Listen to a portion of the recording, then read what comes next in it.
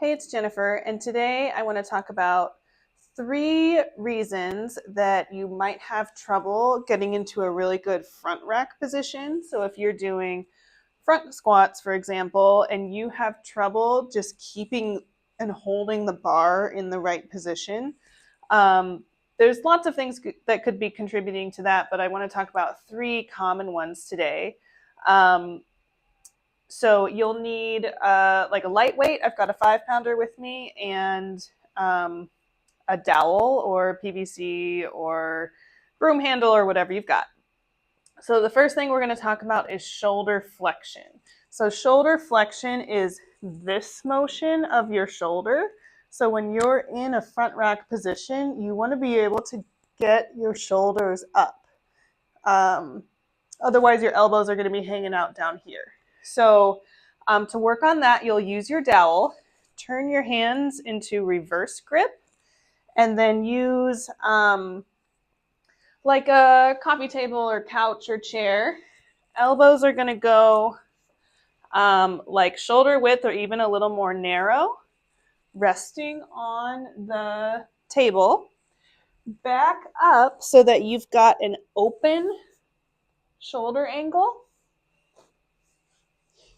Forehead rests on the table, and then you're going to bend your elbows and then straighten them. You should feel a pretty good stretch in your lats and or your triceps.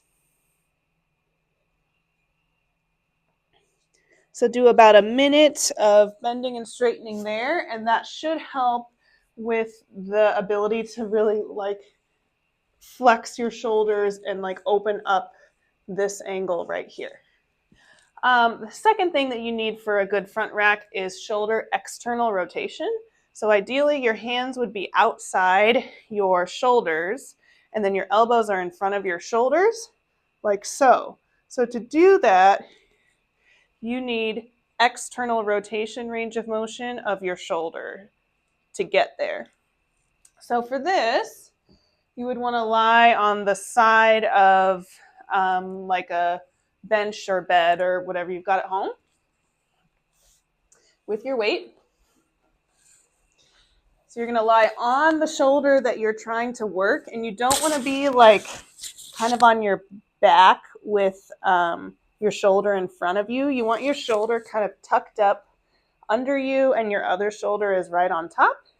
You want to be on the edge so that you can get this hand lower than the surface that you're lying on, because that's what it has to do in the front rack position. So I like to hold a light weight to kind of help me get there. And then you can apply a gentle overpressure to get a little bit more stretch there. So hold for 10 to 20 seconds, and then you can push up into your hand. So I'm trying to do this now. I'm resisting into the hand for 10 seconds.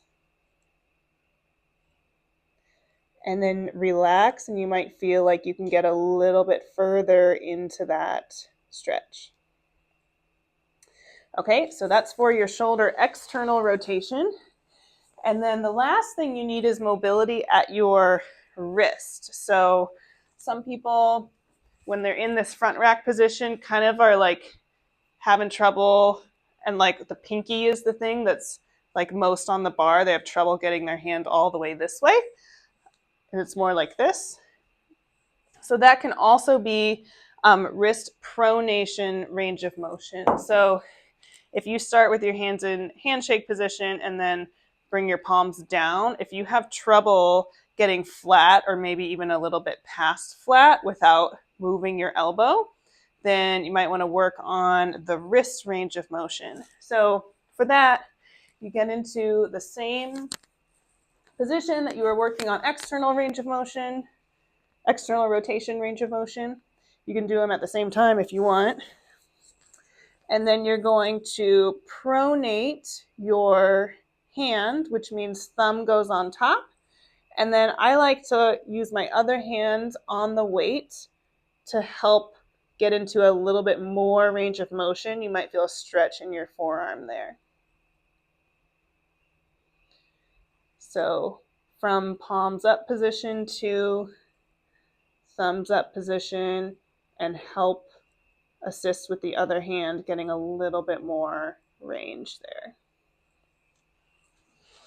All right, so we've got 3 things we're working on: shoulder flexion to get up nice and high, shoulder external rotation to get the hand outside the elbow, and then pronation to grab the bar comfortably instead of being angled like that. So you can kind of test yourself and see what feels like the most limiting factor for you, and then choose accordingly, or you can do all 3. And then the most important part is after you do this, then you want to do some work in the front rack position, so do some front squats, so that you're using that new mobility that you just gained from this little sequence. So I hope you find that helpful. And front squats are really good for you, so it's important to have a good front rack position. So get to work. Thanks. Bye.